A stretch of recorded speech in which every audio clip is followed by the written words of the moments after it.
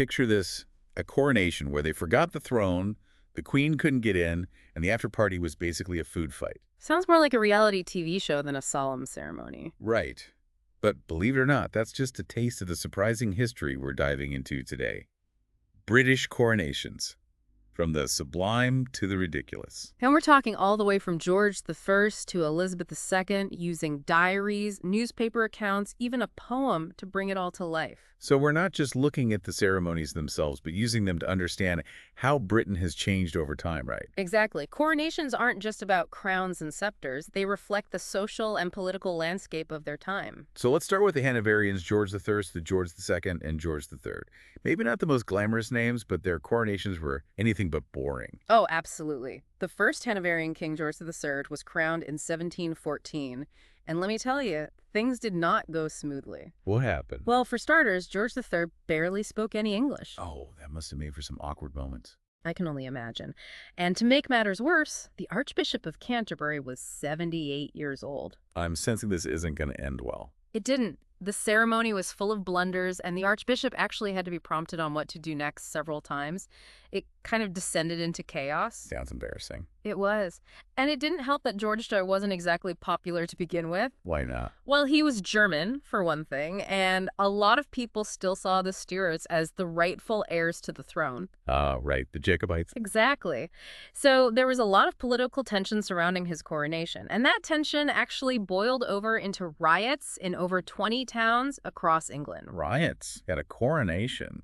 That's intense. It was. It really shows how these events, even with all the pomp and circumstance, are tied to the political realities of the time. Okay, so not the best start for the Hanoverians.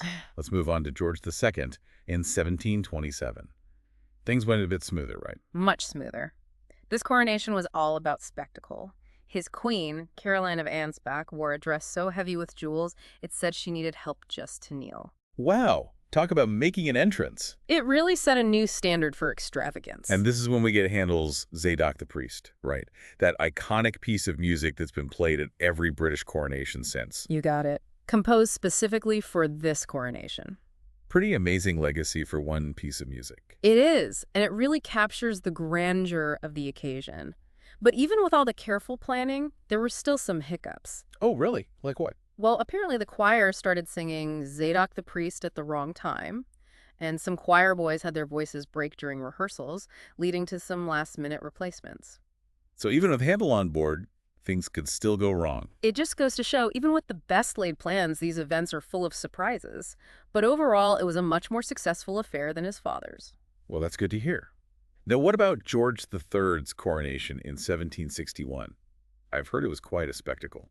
It was, in a way, but more like a comedy of errors than a smoothly orchestrated event. What do you mean? Well, the Earl of Effingham, who was in charge of the arrangements, managed to forget some pretty crucial items. Like what? Including the thrones.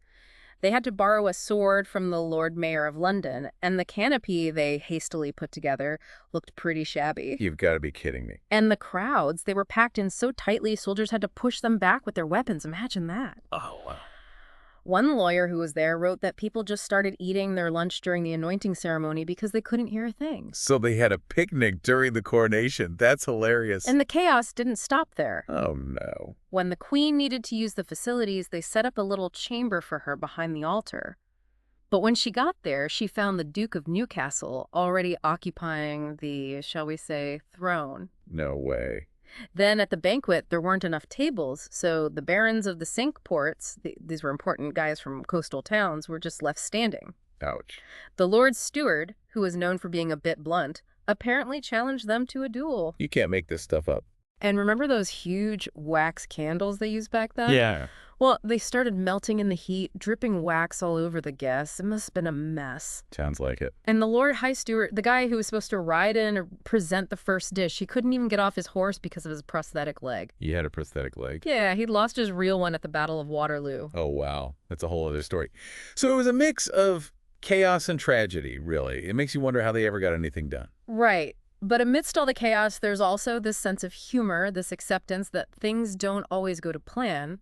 It's a different side to the Hanoverians, a lot less stuffy than we might imagine. And definitely a lot more entertaining. And it sets the stage for the even more dramatic coronation of George IV, which we'll talk about after a short. So George IV. Yeah. Now, his 1821 coronation, that was a real spectacle, wasn't it? Oh, absolutely. George IV, he loved a good show. And he was determined to make his coronation the grandest yet. I've heard he insisted everyone wear these elaborate Elizabethan-style costumes. He did. Tons of ruffles, jewels, the whole 9 yards.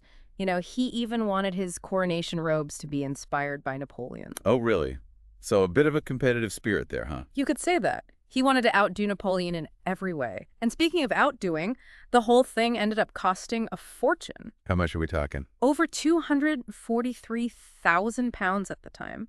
That's well over £1 billion in today's money. £1 billion for a coronation. That's insane. It was. And a lot of that money actually came from war reparations paid by France. Oh, wow. Talk about adding insult to injury. Yeah. But amidst all this lavish spending, there was a major scandal brewing, wasn't there? You're talking about Caroline of Brunswick, right? Yeah, George V's estranged wife. He was desperate to keep her out of the coronation. Oh, absolutely. He even tried to divorce her, accuse her of all sorts of things, but Caroline, she was a fighter. And she wasn't about to miss her chance to be crowned queen, was she? Nope. She showed up at Westminster Hall bright and early on Coronation Day, demanding entry. When the guards told her she needed a ticket, she said, and I'm quoting here, "I am the queen. I don't need a ticket." I love her spirit. Sadly, it wasn't enough. After being turned away at multiple entrances, she tried to get into Westminster Abbey, Right. blocked by a group of boxers that George had hired as security. Can you imagine?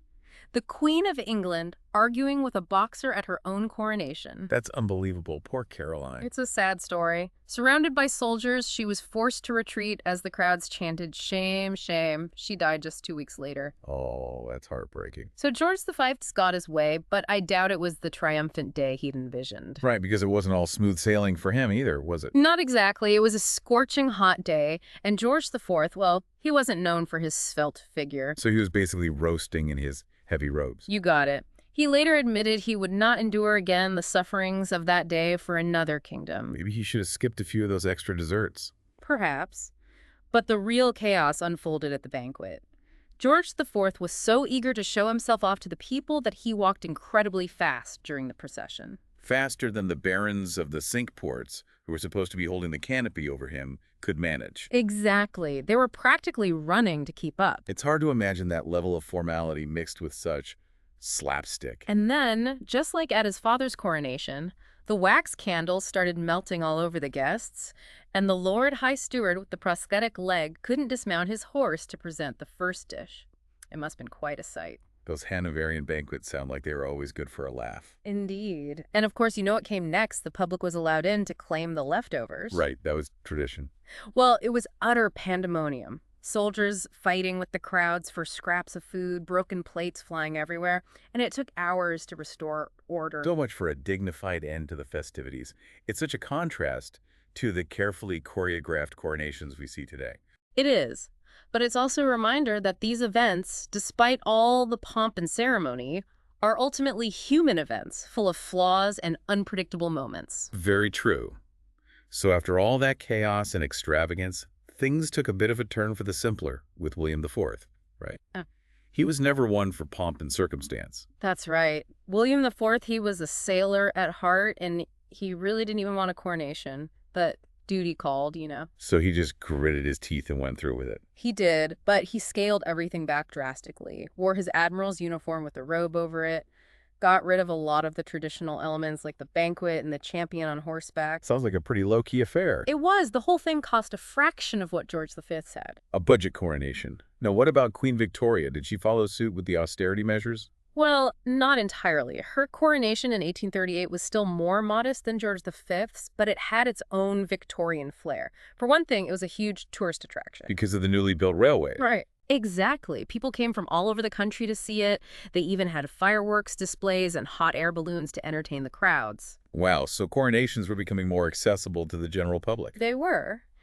But even with all the planning, there were still some mishaps. The Archbishop of Canterbury put the ring on the wrong finger, Oh, dear. and a rather elderly peer, Lord Rolle, took a tumble down the stairs. It seems like those little mishaps were just part of the tradition. They do, don't they?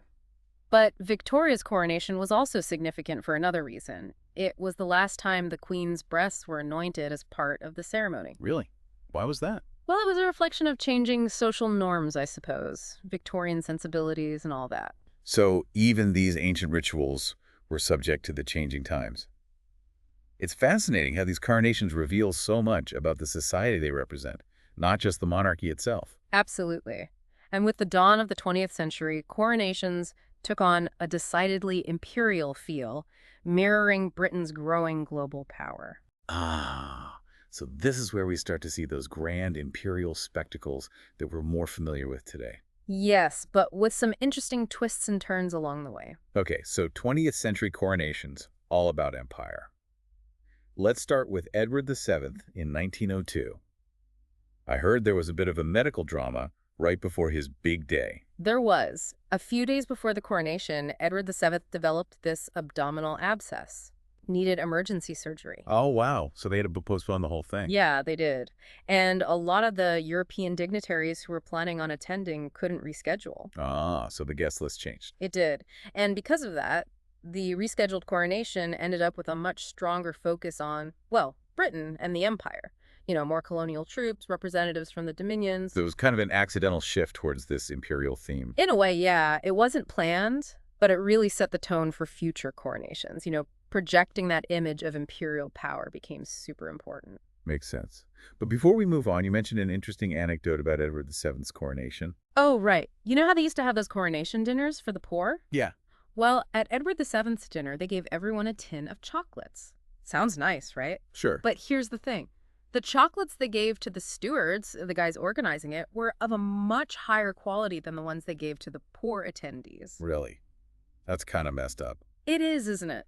The chocolate company, Roundtree, they basically said it was because the stewards were of greater influence socially. Wow, that's a pretty blatant example of, well, classism, even in a gesture of supposed charity. Yeah, it's a reminder that even in these grand events, these social hierarchies were always present. Okay, let's move on to George V.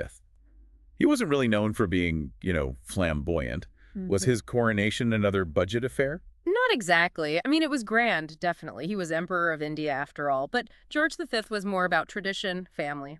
You know, in his diary, he described the coronation as a terrible ordeal, but also grand yet simple and most dignified. A terrible ordeal. I guess even kings get stage fright. I think so. He even wrote about how he nearly cried when his son, the future Edward VIII, paid homage to him, said it reminded him of doing the same for his own father. Oh, that's kind of sweet. It sounds like the personal meaning of the event meant more to him than all the pomp and circumstance. I think you're right. And speaking of the empire, we can't forget the Delhi Durbar in 1911. Or with the one in India. It wasn't technically a coronation, was it? No, but it was this huge imperial ceremony. George V, he wore a newly made crown and received the homage of thousands of Indian princes and dignitaries. Wow, must have been quite a sight. Oh, definitely. Imagine a sea of colorful robes, the sound of trumpets and drums, and George V, this kind of reserved British monarch sitting on a throne, being hailed as Emperor of India. It's a far cry from a terrible ordeal, isn't it? It is. And you know what's funny? In his diary, George V's entry for the Delhi Durbar is classic him. He wrote, "Rather tired after wearing my crown for 3.5 hours. It hurt my head as it is pretty heavy." He always keeps it real, doesn't he? He does. Anyway, on to George VI, his son. His coronation in 1937, well, it took place under very different circumstances. Yeah. World War II was on the horizon. Exactly. There was this sense of anxiety, uncertainty hanging over everything. And of course, this was George VI, who never expected to be king, after his brother abdicated. Right, so how did that affect the coronation? Well, it was definitely more somber, more restrained than previous coronations. It just reflected the mood of the time. But it was also a landmark event in another way. How so? It was the first coronation to be partially televised and broadcast on the radio. Ah, the dawn of a new era. Right. And then, of course, we have Elizabeth II, whose 1953 coronation was this huge global media event. The first one to be fully televised. Millions of people around the world watched it. And who could forget the Queen of Tonga? refused to put up her hood in the pouring rain. She became a star overnight. She did. But even with all the cameras and the global audience, it's important to remember that Elizabeth II's coronation was still rooted in those same ancient rituals and symbols that had shaped coronations for centuries. It's really amazing to see how these coronations have changed over time. I mean, they reflect shifts in politics, social norms, even technology. Absolutely. But they've always retained that core element of tradition, that connection to the past. So they're not just ceremonies, they're like these living, breathing records of British history, aren't they? Exactly. They show us not just the monarchy, but the nation itself, its values, its fears, its aspirations. And as we approach the coronation of Charles III, it makes you wonder, what will his coronation say about our times? What will it tell us about ourselves, about the future of the monarchy? So many questions. If you want to delve deeper into this fascinating topic, I encourage you to check out the sources we've mentioned. There's so much more to discover in those firsthand accounts. History is about making those connections to the past, understanding the present, and maybe even seeing a bit of ourselves reflected in the stories of those who came before. Well said. Until our next deep dive, keep exploring, keep questioning, and keep those aha moments coming.